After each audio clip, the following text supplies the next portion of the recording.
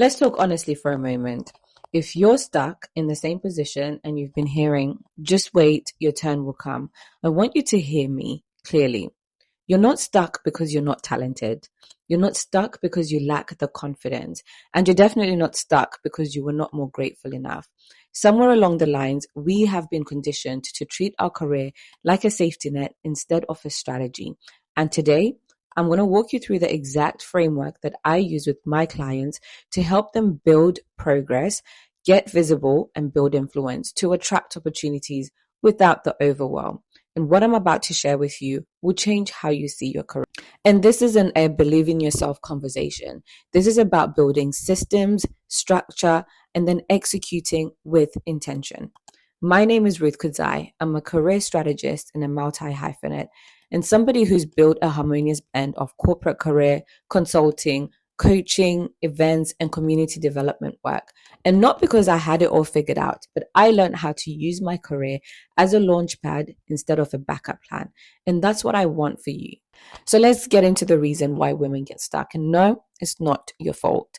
When you actually look at the reasoning why women get stuck, you realize that it's not just surface level, it actually runs deep, identity deep, culture deep, systemically deep. And the first one is culture.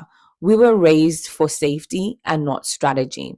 If you, like me, grew up in an African household, then you know this script a little too well. Do a good job, be quiet, don't be too ambitious, just be grateful you've got a job. See, growing up, ambition was not nurtured, it was just moderated. And so, because we were raised with this safety mindset and not culture, when we step into corporate rooms, you also bring that same conditioning in with you. Number two, socialization. We were taught to be helpful, but not visible. Women were encouraged to support, we're encouraged to help this person, but not necessarily lead, to be competent, but not outspoken, to be likable, but not assertive. And so what do? You end up doing the work. And then you're not seen as a strategic contributor. Instead, you're seen as the reliable one, the one that's good to have around, the one that always gets it done. And those are not promotion words. And this is where people really stall the progression. The third point is structure. We are managing our work and not our career. Because the thing is, work and career are not the same thing. Work gets tasks done, but a career, it requires strategy, visibility, and intentional position. The fourth thing is silence. This is hard to hear, but it is so necessary because you are waiting to be chosen. A lot of women, especially Black women, who maybe are in spaces that weren't built for them, we are taught that excellence will speak for itself. But listen, excellence does not have words. Excellence is not going to talk, but visibility, that's loud. And the last point is identity. You haven't clarified who you are professionally. If I asked you, what do you want to be known for? Most people hesitate, especially when I do this in my coaching programs, because we haven't been given the room to fully articulate what our professional identity is. And the thing is, if you don't define it, chances are your manager will, and they probably won't get it right. So now that we've addressed why you feel stuck, we now need to move to how do I move forward with structure? And this is where my framework comes in. AIM, align, implement, and multiply.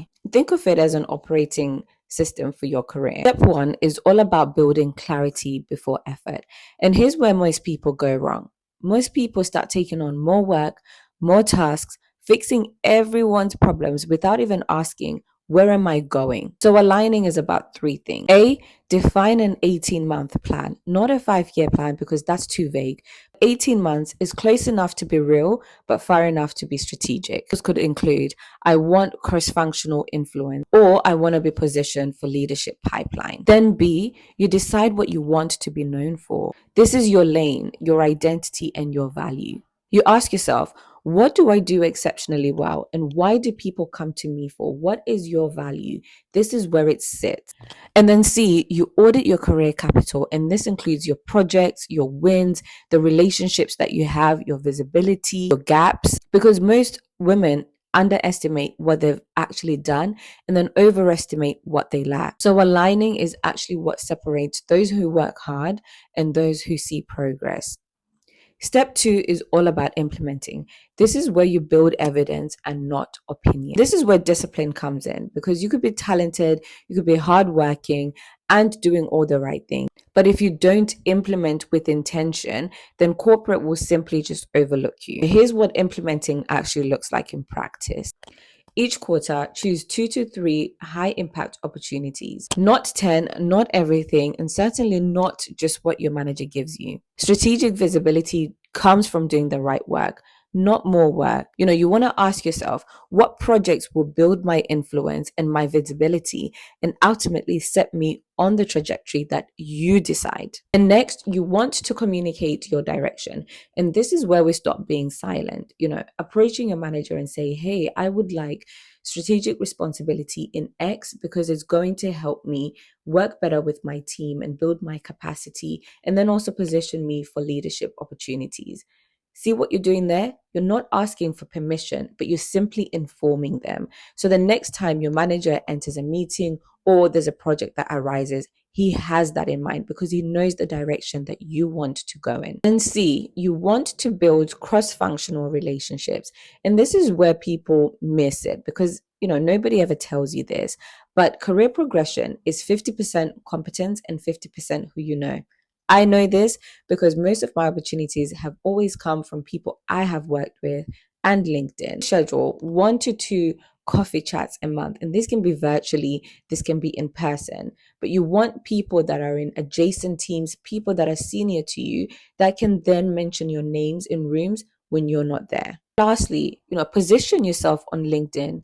LinkedIn is not social media. It is a personal, in fact, a professional branding tool. Your headline, it should tell me exactly who you are and where you are going. So implementing, it's consistency. It's not confidence. It's not magic. It's about doing small steps consistently enough to create a ripple effect. Step 3 is about multiplying.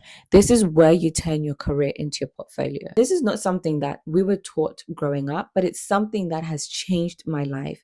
Multiply asks one question: what can I create outside of my job using the skills inside my job? This is your consulting, your coaching, your event management, your strategy, your writing, your speaking. And you don't need to quit your job. In fact, your job is credibility. And you start small. One client, one project, one offer. See, your career gives you structure, your portfolio gives you autonomy, but together they create legacy. Now, I'm not sending you off with just vibes. We do action around here. So I'm going to give you a 7-day execution plan that you can implement within the next week to start generating results. Day 1, write your 18-month plan. Now, I want you to be specific, intentional, and clear about it. And then on day 2, we do your career capital audit. What am I good at? What are the relationships that I have? And what are the gaps that I need to address? Day 3, we're going to highlight 3 key projects that position you for visibility and influence. And then you're going to send the script to your manager. Day 4, we are going to refresh our LinkedIn heading section and about us because it needs to tell people who we are and where we're going. And then on day 5, choose one portfolio lane to explore. What are the skills that you have got in your work that you can use outside, and start there.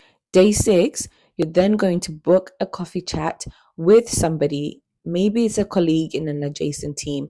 Maybe it's your manager's manager. Just book the coffee. Day 7, start your evidence log. This is your promotion case. This is where you keep your wins, your feedback, any lessons learned from any work that you've been involved in. And most women never document it, but it is how you keep leverage in order for you to progress in your career.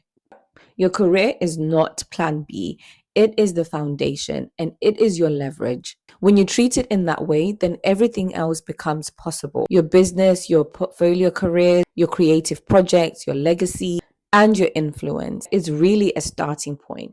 And this is the time for you to use your career as a strategy, not as a safety net. If you're ready to take this further, I've put everything that you might need in the description, whether that's your career, your portfolio, career strategy, or confidence. You find something in there to support you where you are. You can choose what works for you, and I will catch you in the next video.